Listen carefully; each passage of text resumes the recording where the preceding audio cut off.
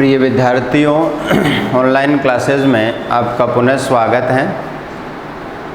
पिछले वीडियो में हमने भारत में राष्ट्रवाद के उदय के कारणों पर चर्चा की थी। भारत में राष्ट्रवादी आंदोलन का उदय किन किन परिस्थितियों से हुआ, कौन कौन सी परिस्थितियां इसके लिए जिम्मेदार रही हैं। इन कारणों पर विस्तार से चर्चा करने के बाद अब हम आगे भारत में राष्ट्रवादी आंदोलन पर चर्चा करेंगे। राष्ट्रवादी आंदोलन की प्रमुख व्यवस्थाएं, विशेषताएं, प्रमुख घटनाएं क्या क्या रही हैं। तो भारत में राष्ट्रवाद जो प्रारंभ हुआ, उस राष्ट्रवाद को किस रूप में आगे देखा गया। मुख्यतः इसको हम 3 भागों में अपनी समझ के लिए बांट सकते हैं। 1885 से लगाकर 1905 तक का ये प्रारंभिक समय है या प्रथम काल इसको हम कह सकते हैं। इसके बाद 1906 से लगा कर के 1919 तक और 1920 से लगा कर के 1947 तक, ये 3 मुख्य विभाजन इसको हम समझने के लिए कर सकते हैं। इन विभाजनों में प्रथम काल, दूसरा काल, जो तृतीय काल है उसको गांधीवादी युग भी कहा गया है। राष्ट्रीय आंदोलन का गांधीवादी युग, Gandhian age of national movement, गांधीवादी युग भी कहा गया है। इस प्रथम काल में राष्ट्रवाद की जो विचारधारा रही, उस विचारधारा को मुख्यतः उदारवादी विचारधारा कहा गया या राष्ट्रवाद का उदारवादी काल इसको कहा गया। नरमपंथी युग भी, नरम विचारों के युग भी इसको कहा गया। इस समय में जो मुख्य राष्ट्रीय नेता हैं उनमें दादा भाई नारोजी, फिरोज शाह मेहता, सुरेंद्र नाथ बनर्जी आदि मुख्य जो हैं उस समय के राष्ट्रीय नेता माने गए हैं। भारतीय राष्ट्रवाद का जो उदय है उसमें सबसे पहली कड़ी के रूप में भारतीय राष्ट्रीय कांग्रेस की स्थापना का जिक्र आता है, इंडियन नेशनल कांग्रेस। और इसकी स्थापना, जैसा कि आप लोग जानते भी होंगे, 1885 में एक सेवानिवृत्त अंग्रेज अधिकारी सर ए.ओ. ह्यूम के द्वारा की गई थी। ये ब्रिटिश नौकरशाही के सेवानिवृत्त अधिकारी थे। इनके द्वारा भारतीय राष्ट्रीय कांग्रेस की स्थापना की गई थी। भारतीय राष्ट्रीय कांग्रेस की स्थापना से पूर्व भी भारत में कई सारी संस्थाएं अस्तित्व में आने लगी थी, जैसे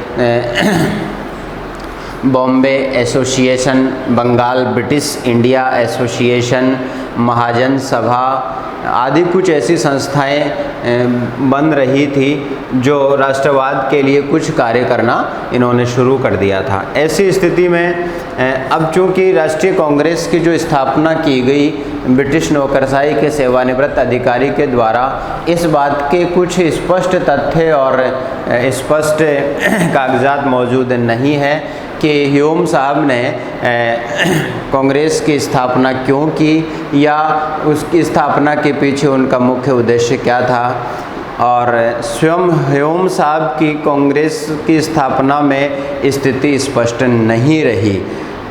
इसके बारे में कई सारे विचार हैं और स्पष्ट विचार या स्पष्ट जो दस्तावेज इस बारे में होने चाहिए उनका ऐसा माना जाता है कि अभाव है। संभव है कि हो, लेकिन ऐसा माना जाता है कि इनका अभाव है। और इस स्थिति को स्पष्ट रूप से नहीं कहा जा सकता कि ह्यूम साहब ने कांग्रेस की स्थापना क्यों की।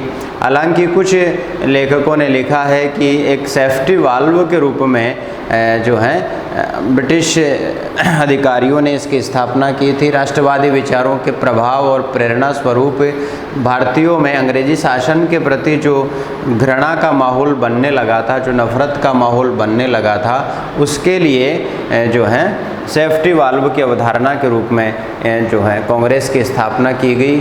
स्वयं ह्यूम साहब के बारे में ये कहा गया कि वो ये मानते थे कि अंग्रेजी शासन को भारतीयों के विचारों का पता चलना चाहिए या भारतीय नेताओं को एक ऐसा मंच प्रदान किया जाना चाहिए जहां पर वह शासन के विरोध में उनके जो विचार भारतीयों के हैं वो स्पष्ट कर सकें और ब्रिटिश सरकार उससे अपना निर्णय कर सकें।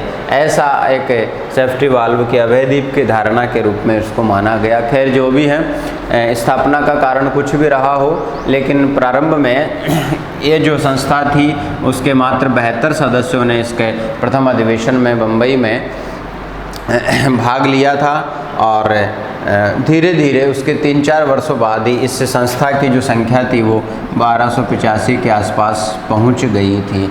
तो धीरे धीरे ये स्पष्ट हो रहा था कि प्रारंभ में इसमें अभिजात वर्ग के लोग जुड़े थे, उस समय के नेता जुड़े थे, लेकिन धीरे धीरे मध्यम वर्ग के लोग भी इसमें जुड़ना प्रारंभ हो गए थे और धीरे धीरे ये अपना स्वरूप बढ़ा रही थी और धीरे धीरे ये आगे चल कर के राष्ट्रीय स्वरूप को प्राप्त कर रही थी।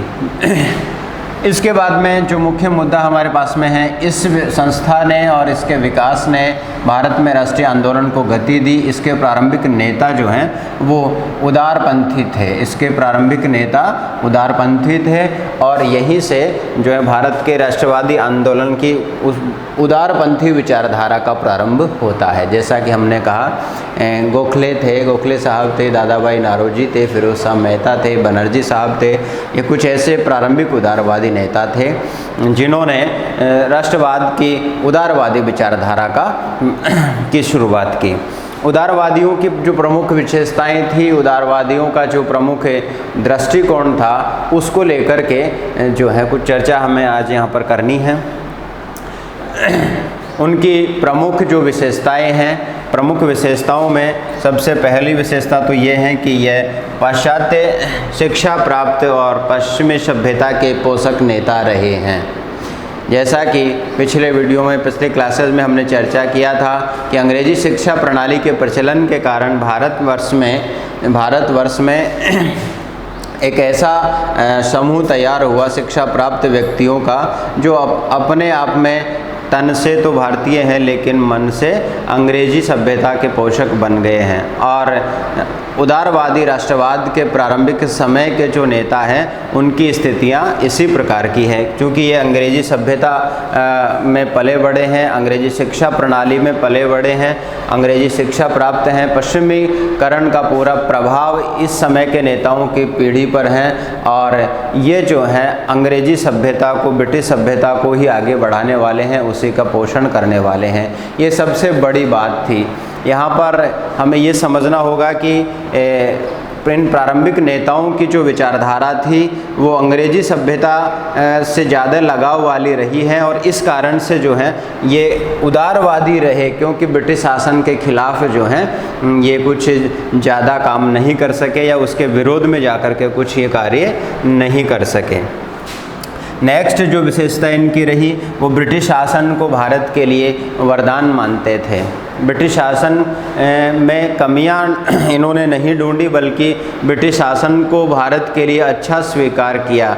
भारतीय राष्ट्रवादियों की प्रारंभिक पीढ़ी में गोखले, राय और इनसे मिलते जुलते और बहुत सारे नेता रहे जिन्होंने भारत में अंग्रेजी शासन को भारत के लिए वरदान के रूप में स्वीकार किया।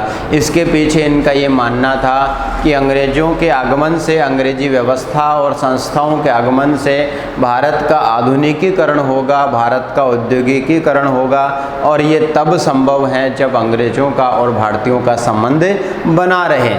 और उस संबंध को बना रहने के लिए आवश्यक था कि भारत में ब्रिटिश शासन लगातार चलता रहे और ब्रिटिश शासन जो है भारत को आगे बढ़ाता रहे, उसका आधुनिकीकरण करता रहे।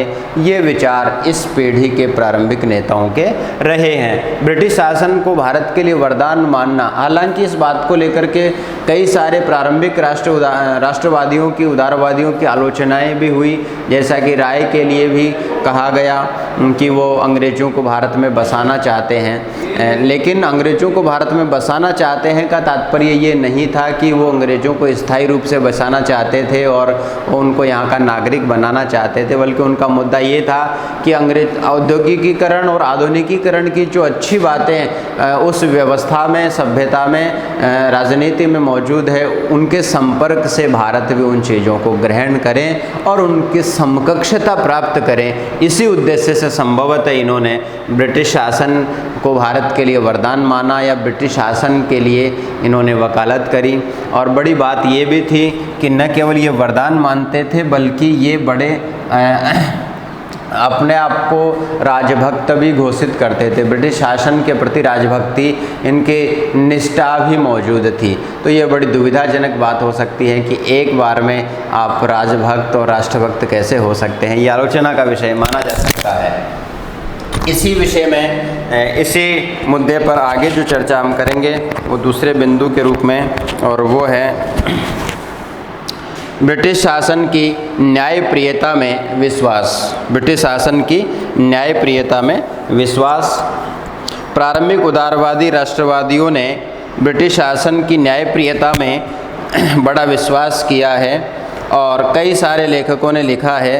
रहमतुल्लाहियानी साहब लिखते हैं कि अंग्रेज़ों से, ब्रिटिशियंस से अधिक सच्चरित्र और न्यायप्रिय जाति इस सूर्य के प्रकाश में मौजूद नहीं है। अर्थात ब्रिटिश सच्चरित्रता और न्यायप्रियता में प्रारंभिक उदारवादियों का पूरा विश्वास है और वो ये मानते हैं कि अगर शासन के समक्ष हमने हमारी मांगे पहुंचाई, उचित मांगे शासन के समक्ष रखी, तो शासन उनको पर विचार करेगा, उनको स्वीकार करेगा, क्योंकि वह न्यायपूर्ण शासन करने वाली जाति हैं। और उन्होंने ब्रिटेन में जो लोकतांत्रिक व्यवस्थाओं और संस्थाओं की स्थापना की है, उन व्यक्ति की स्वतंत्रता और उसके अधिकारों का संरक्षण उन संस्थाओं और कानूनों के माध्यम से किया है, वह ऐसी ही स्थितियां भारत में भी स्थापित करेंगे।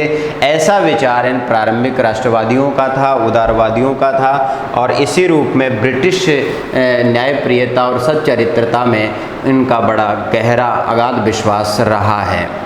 हालांकि परिस्थितियों ने स्पष्ट किया कि उनके द्वारा ऐसा विश्वास किया जाना ज़्यादा उचित नहीं था और कालांतर में बहुत लंबे समय तक उनको इस बात को समझने में बहुत लंबे समय तक इंतज़ार नहीं करना पड़ा कि ब्रिटिश प्रजाति कितनी सच्चरित्र हैं और कितनी न्यायप्रिय जाति हैं। नेक्स्ट जो इनकी विशेषता थी वो ये थी कि क्रमिक और संवैधानिक सुधारों में विश्वास करते थे। क्रमिक और संवैधानिक सुधारों में विश्वास। प्रारंभिक राष्ट्रवादियों का ये मानना था कि ब्रिटेन जैसे स्थापित राजशाही के विरोध में सीधे स्वतंत्रता की मांग करना कतई जायज़ नहीं है, कतई उचित नहीं है, क्योंकि भारत का सामर्थ्य उस समय इतना नहीं है या राष्ट्रवादियों का सामर्थ्य इतना नहीं है कि वह सीधे सीधे स्वतंत्रता की मांग करें और ब्रिटिश साम्राज्य उसे स्वीकार कर लेगा या उन्हें आसानी से राज्य शासन सत्ता स्थानांतरित कर देगा। इसीलिए इनका मानना था कि ये धीरे धीरे क्रमिक रूप से स्टेप बाय स्टेप जो है अपनी मांगे शासन के सामने रखना चाहते थे। एक साथ सभी मांगे नहीं रखना चाहते थे, इनका उद्देश्य था और इनकी गतिविधियां भी ये स्पष्ट करती थी कि ये धीरे धीरे कुछ मांगे मनवा लेना चाहते थे, फिर कुछ समय अंतराल पर अन्य मांगों की मांग जो है शासन के सामने करते थे। ये इनका विचार था। दूसरा यहाँ पर कहा गया कि संवैधानिक साधनों में विश्वास ये करते थे, संवैधानिक सुधारों में, संवैधानिक साधनों में इनका विश्वास था। इसका तात्पर्य ये है कि ये कभी भी उग्र प्रकृति के साधन या अपनी मांगे मनवाने के लिए शासन के सामने नहीं लाते थे, उग्र प्रकृति का प्रयोग कभी नहीं करते थे। संवैधानिक रूप से जो बातें, जो व्यवस्थाएं हो सकती हैं, उन्हीं को शासन के सामने अपने साधनों के रूप में भी प्रयुक्त करते थे। और इनके संवैधानिक साधनों में क्रमशः प्रार्थना पत्रों की बात होती थी। प्रार्थना पत्र जो हैं ये शासन को देते थे। ये विभिन्न प्रकार की सभाएं करते थे, सभाओं के माध्यम से जो लोगों को जागृत करते थे। याचना पत्र जो है सम्राट को भेजते थे। सम्राट को याचना पत्र भी भेजते थे, रिट्स भी ये भेजते थे, प्रतिनिधि मंडलों का निर्माण करते थे जो शासन से मिलकर के इनकी मांगों को जो है शासन के सामने उठाते थे। प्रतिनिधि मंडल जो है ये बनाते थे, डेलीगेशंस बनाते थे। समाचार पत्रों में लेख लिखते थे। समाचार पत्र जो हैं वो इनका एक सशक्त माध्यम था। समाचार पत्रों में लेख लिखना, उसके माध्यम से भी ये जनता को भी जागृत करते थे और शासन तक अपनी मांगें पहुंचाने का प्रयास भी करते थे या शासन द्वारा की गई कार्रवाइयों का विरोध करते हुए अपने लेखों द्वारा शासन को उसका प्रत्युत्तर भी देते थे। तो इनके जो संवैधानिक सुधार थे वो प्रार्थना पत्र, सभाएं, याचना पत्र, सम्राट को प्रतिनिधिमंडल, समाचार पत्रों में लेख लिखना, जो है ऐसे स्मरण पत्र जो है लिखना, ये काम इनके द्वारा किए जाते थे। इनको संवैधानिक सुधार कहा गया, संवैधानिक साधन कहा गया। संवैधानिक साधन जो है गैर कानूनी नहीं थे, कानून के तहत ही ये करना चाहते थे। तो ये इनका बड़ा मामला यहाँ पर था। इसके अलावा एक और महत्वपूर्ण जो बात थी वो थी कि अनुनय विनय की भाषा का प्रयोग करते थे। अनुनय विनय की भाषा का प्रयोग, ये सीधे सीधे और कटु शब्दों में शासन की आलोचना नहीं करते थे। अनुनय विनय की भाषा, भावपूर्ण विचारों के द्वारा, भावपूर्ण लेखों के द्वारा, अपनी वाजिब मांगों के द्वारा और अपने वाजिब हकों के लिए एक ऐसी भाषा ये सब मिलकर के बनाने का प्रयास करते थे जिसमें कहीं कोई गलती नहीं निकाल सके, उसको कोई कुछ भी गलत नहीं कह सके। ऐसी भाषा अनुनय विनय की भाषा का प्रयोग थी। एक तरीके से याचना भरी प्रवृत्ति इनकी थी, जिसको आगे चल के उदारवादियों ने बड़ी इसकी आलोचना की थी और इसको राजनीतिक भिक्षावृत्ति कहा था। इसको राजनीतिक भिक्षावृत्ति भी कहा गया था। और उग्रवादियों ने फिर इस विचारधारा की जम करके आलोचना की थी कि उदारवादियों ने जो तरीका अपनाया है वो राजनीतिक भिक्षावृत्ति हैं और ये मांगने से मिलने वाले नहीं हैं। फिर यहाँ पर आके इन्होंने विचारों को बदला था कि अधिकारों के लिए याचना नहीं बल्कि अधिकारों के लिए संघर्ष करना चाहिए, और यही फिर आगे राष्ट्रीय आंदोलन के दूसरे और तीसरे जो है फेज में देखा गया था। नेक्स्ट, तो अनुनय विनय की भाषा का प्रयोग, फिर उसके बाद में त्याग की भावना का अभाव। ये जो प्रारंभिक उदारवादी नेता थे या राष्ट्रवाद के प्रारंभिक चरण को आगे बढ़ाने वाले जो राष्ट्रवादी थे, इनमें त्याग की भावना का अभाव था। त्याग की भावना का अभाव इसलिए था कि ये सभी अपने अपने क्षेत्रों के विशेषज्ञ थे, अपने अपने क्षेत्रों में सफल थे, क्योंकि प्रारंभ में बहुत थोड़े लोग इसमें शामिल थे और चूँकि ये अंग्रेज जहाँ तक इनको सफलताएं मिल रही थी वहाँ पर अंग्रेज़ों के साथ इनका कोई विरोध नहीं था और बहुत थोड़े से मामलों पर ये अंग्रेज़ों का विरोध करते थे। और शासन स्वराज प्राप्ति के लिए या भारत के लिए इन्होंने कोई विशेष कष्ट सहन नहीं किए, अर्थात इनमें से कोई भी बड़े कठोर कारावास को इन्होंने जो है नहीं भोगा है या ब्रिटिश शासन से सीधा विरोध मोल लेकर के कभी जेल में भी नहीं गए हैं या शासन की नीतियों का विरोध करके शासन का कोपभाजन ये नहीं बने हैं, शासन का कोपभाजन नहीं बने हैं और ऐसा विरोध भी नहीं किया है, इसलिए इनको कोई बहुत बड़ा त्याग भी नहीं करना पड़ा। इनमें एक तरीके से आत्मतुष्टि का भाव था, क्योंकि ये अपने क्षेत्रों में सफल थे, उस कारण से इनका विचार ये था कि जैसे धीरे धीरे परिस्थितियाँ संतुष्टि की तरफ बढ़ेंगी, परिस्थितियाँ ठीक होंगी और इस रूप में इस विचार में ये आत्मतुष्ट ही ज़्यादा रहे, अर्थात सीधा इन्होंने कोई त्यागपूर्ण कार्य नहीं किया प्रारंभिक उदारवादियों ने, और करने की आवश्यकता भी नहीं थी, क्योंकि ये उस समय के तत्कालीन समाज के श्रेष्ठ और संभ्रांत वर्ग के व्यक्ति थे जिन पर अंग्रेजी शिक्षा का प्रभाव था, अंग्रेजी सभ्यता में पले बड़े थे और उस समय के अपने क्षेत्रों में सफल व्यक्ति थे। इसीलिए इनको कोई विशेष कठिनाई न इन्होंने महसूस की और न ही ब्रिटिश शासन का कोपभाजन भी ये बने। तो त्याग भावना का पूर्ण रूप से अभाव यहाँ पर देखा गया, हम ये मान सकते हैं। इसके अलावा जो नेक्स्ट बात है वो जन आंदोलन से दूर, जन आंदोलन से दूर, जैसा कि कहा गया कि शुरुआत जो है इंडियन नेशनल कांग्रेस की स्थापना से है और इसका प्रारंभ जो है मात्र 72 सदस्यों से होता है। हालांकि धीरे धीरे इसकी सदस्य संख्या बढ़ती जाती है, लेकिन फिर भी अभी एक राष्ट्रीय संस्था का दर्जा इसको प्राप्त नहीं हुआ है, या संपूर्ण राष्ट्र के संपूर्ण वर्गों का प्रतिनिधित्व इसमें नहीं हुआ है, या एक ऐसी संस्था नहीं बनी है जो बिना किसी भेदभाव के जाति, वर्ण, धर्म, अमीर गरीब के, शिक्षित अशिक्षित के भेद को हटाते हुए एक राष्ट्रीय प्रतिनिधि संस्था का स्वरूप हो जाए, ऐसा अभी नहीं कहा जा सकता था।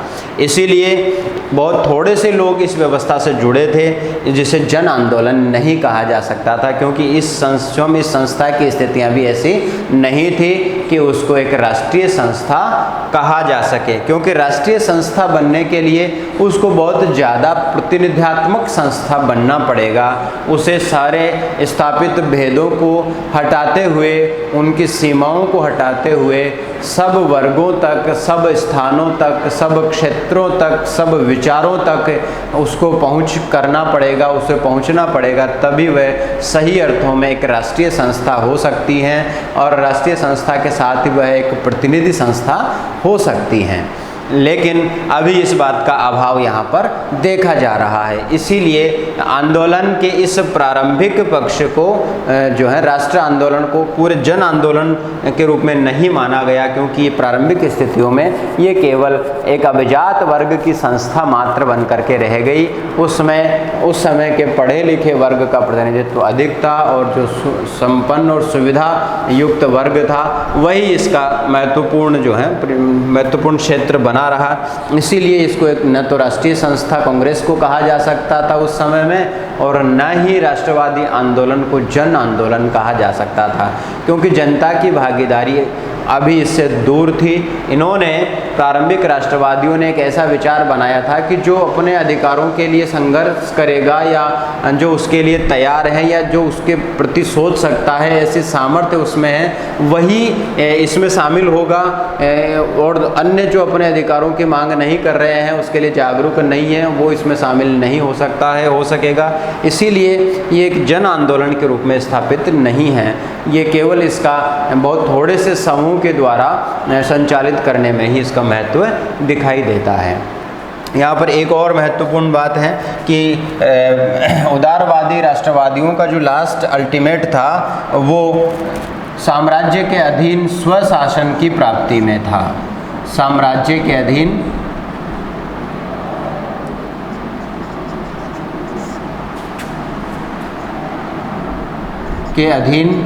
स्वशासन की प्राप्ति।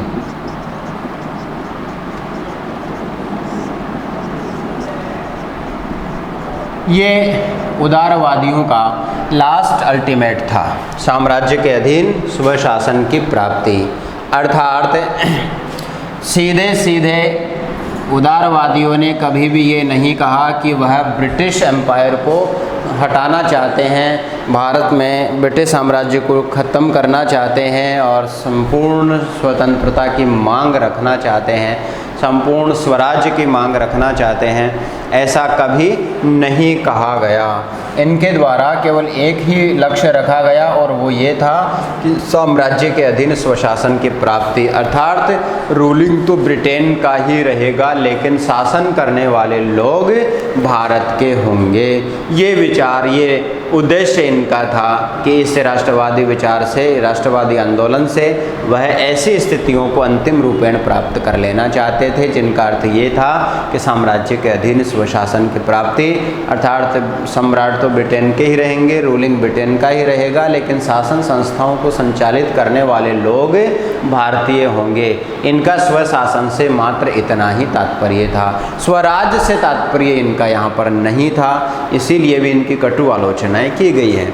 साम्राज्य के अधीन स्वशासन की प्राप्ति हालांकि आलोचना का विषय है, और बहुत सारे लेखकों ने बड़ी बड़ी आलोचनाएं भी इनकी यहाँ पर की हैं, लेकिन इसका दूसरा पहलू ये भी है जिस पर हमें गौर करना चाहिए, उसको समझना चाहिए, क्योंकि ये वो स्थितियाँ हैं जब भारत के जनमानस में साम्राज्य के प्रति कोई विशेष विचारधारा नहीं है, स्वराज्य का कोई विशेष विचार नहीं है।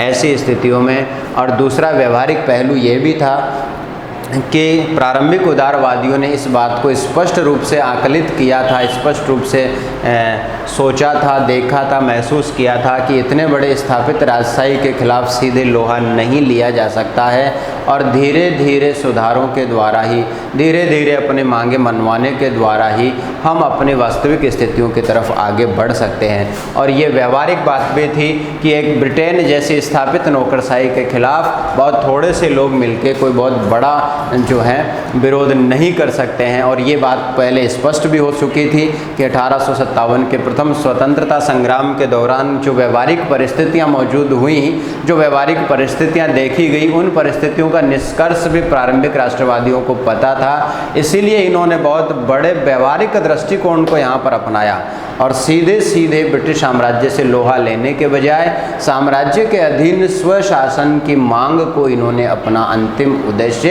निर्धारित किया।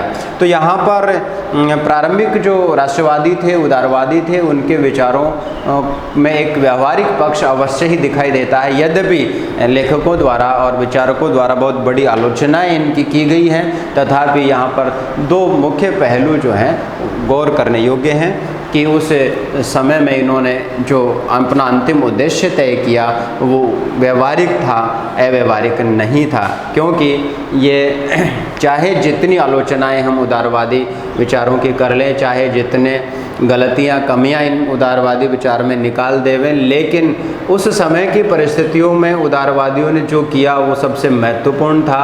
क्योंकि उग्रवादी आंदोलन और आंदोलन का, राष्ट्र आंदोलन का जो गांधीवादी प्रक्रम चला, गांधीवादी युग चला, उनके लिए प्रारंभिक उदारवादियों ने एक तरीके से प्लेटफॉर्म का निर्माण किया और वहाँ से प्रारंभ होकर के ही उसकी अंतिम परिणति आज़ादी के आंदोलन तक पहुँचती हैं। इसीलिए जहाँ तक उदारवादी विचारधारा की आलोचनाओं का प्रश्न है, बहुत सारी आलोचनाएं, करीब करीब इनके सभी विशेषताओं की आलोचनाएं उग्रवादी विचारकों द्वारा की गई हैं।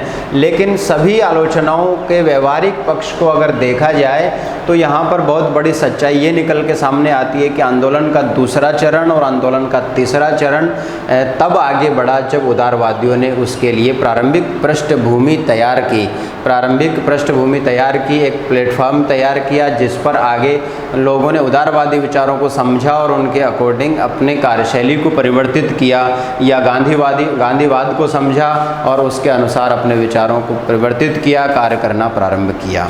इस प्रकार ये राष्ट्रवादी आंदोलन का प्रथम पक्ष जो है संक्षिप्त विचार यहाँ पर हैं। नेक्स्ट क्लास में हम राष्ट्रवादी आंदोलन के दूसरे स्वरूप पर, दूसरे पहलू पर चर्चा करेंगे, से उग्रवादी राष्ट्रवाद जिसको कहा गया है।